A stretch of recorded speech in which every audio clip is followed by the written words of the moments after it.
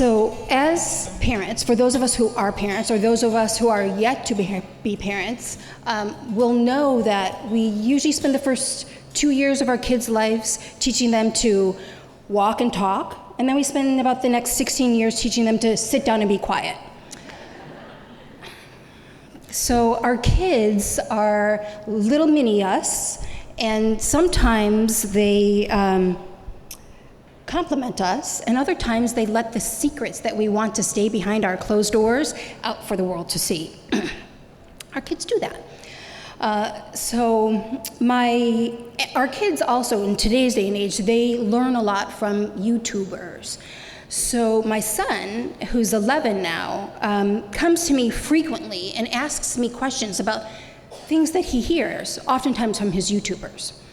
So in the not too distant past, we were getting ready for bed, I was in my room reading, and my son comes up to me and he says, "Mom, what's a twat?"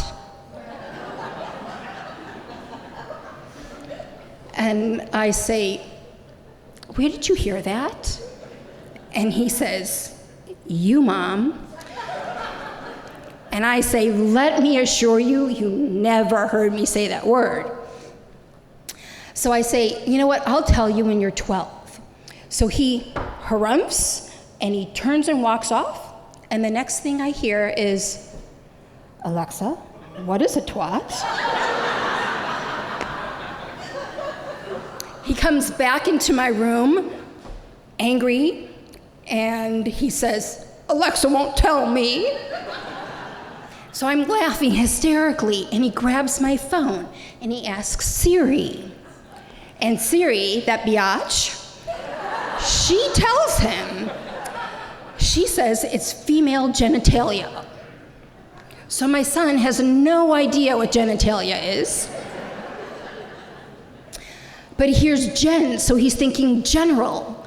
And I mentioned YouTubers that he watched. A lot of them, obviously I'm sure you could guess, are from another country. And so he says, in an accent, first he salutes me, and he says, "You bloody twat, you, General Italia." And I laugh because it's funny. Now backtrack a few years. My daughter, Gabriella, kind of paved the way for him. Our oldest kids, or if any of you out there are the oldest, you'll know that you're the ones who got into all the trouble, and all the kids that came after kind of had an easy ride, right? So Gabriella was 4 years old, and it's bedtime, and we're in our bathroom, and we're washing her face and brushing her teeth, and she's really teeny, teeny, tiny, so she's standing on her little Gabriella stool, and the counter's like right up to here on her. And the last thing that we do is we would put Vaseline on her lips. Well, Gabriella can't open the cap, so she takes the Vaseline and she slams it down on the counter, and she goes, "I can't open this fucking thing." So I quickly grab a bar of soap and I wash her mouth out with soap. My son, who said twat, nothing. He gets laughter from his mom, but my daughter gets her mouth washed out. A week or so goes by, and Gabrielle and I are home, just the two of us. We're having lunch, and out of the blue, she says to me, "Mom, I know more words." And I know immediately what she's talking about. So I said, "What words do you know, Gabriella?" And she's like, "I'm not telling you. I don't want my mouth washed out with soap." So she made me pinky swear her that I wouldn't wash her mouth out with soap. So I said, "Okay, tell me what words you know." "Shit." "Where'd you hear that word?" "Daddy." "Stupid." "Where'd you hear that word?" "Daddy." "Ass." "Where'd you hear that word?" "Daddy." So at this point, she's going through all these words, and I have to put my head down on the table so she can't see me laughing hysterically. And she's asking me if I'm laughing, and I said, "No, I'm crying because my beautiful little 4-year-old daughter knows all these bad words." Okay. About a month passes, and Gabriella, my husband Mark, and I are playing upstairs outside of her bathroom, and Mark gets a call, and whomever he's talking to, out of the conversation, he says, "Damn it." So Gabriella, just quiet as can be, gets up, goes into her bathroom, grabs a bar of soap, gets it wet, brings it back out to wash Daddy's mouth out with soap. If it's good enough for her, it's good enough for Dad. So the words we say have an effect on those around us, positive and negative. Fast forward from that 4-year-old little girl to November 13th, 2012. My husband and I took our perfectly healthy 9-year-old daughter down into DC because we had just gotten the results. We didn't know the results. We just had an MRI done, and it showed a mass on Gabriella's brain. We go there with Gabriella, and the doctors examine Gabriella. They send her off with a child life specialist. They take us into an office, and all these people cram into the room with us. Doctors, social workers, nurses, and we know something is not good.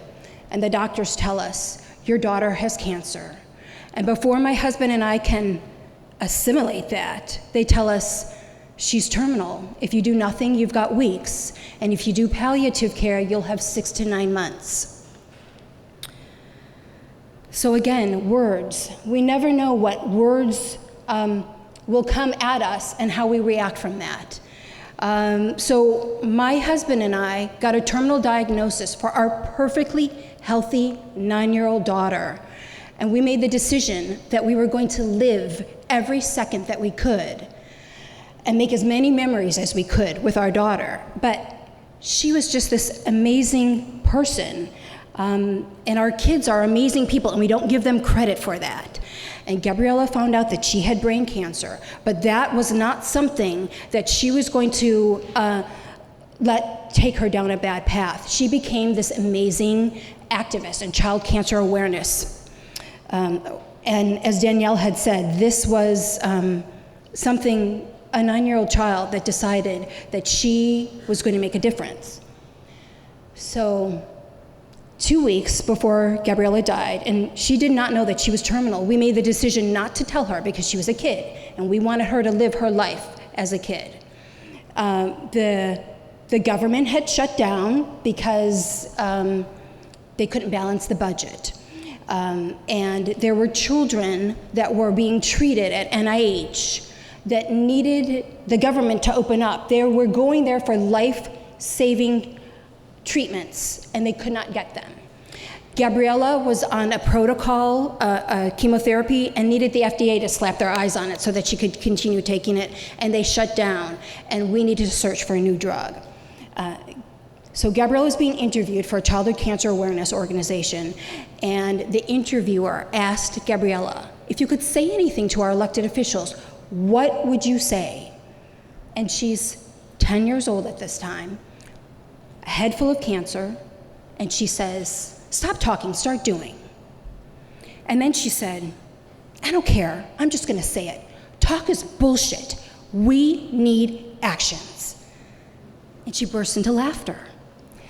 And then the interviewer and I start laughing as well, because here's this little itty bitty 10-year-old kid who said a bad word, which she had asked me prior to the interview if she could say a bad word, and I said absolutely not, so her listening skills, you know. A week after that interview, Gabriella came home on hospice, and the interviewer took 10 snippets of that interview and put them out on social media. And that one little snippet where Gabriella said, talk is bullshit, we need action, talking to our elected officials, caught the attention of our former House Majority Leader, Eric Cantor.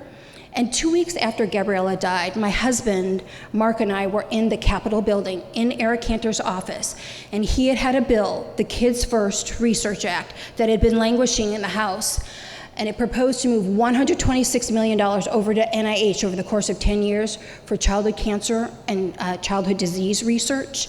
And he asked us if we would attach Gabriella's name to this bill. And we said yes. And from the moment Gabriella's name was attached to the bill until the moment we were in the president's office, the Oval Office, signing it into law was just over 4 months. And the moment that from Gabriella's name being attached to the bill until it was first appropriated was just over a year. And if anybody knows about our government and how quickly it works, you know that that's really pretty amazing. So since then, 5 consecutive years we've had funded. To date, $63 million has gone to NIH for childhood cancer and childhood disease research. We're working on getting the 6th year funded, and we're also working on getting a 2.0 version so we could have even more money that will go to childhood cancer and childhood disease research. Thank you.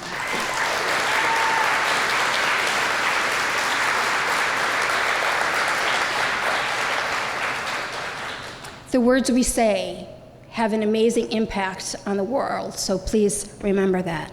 Thank you all.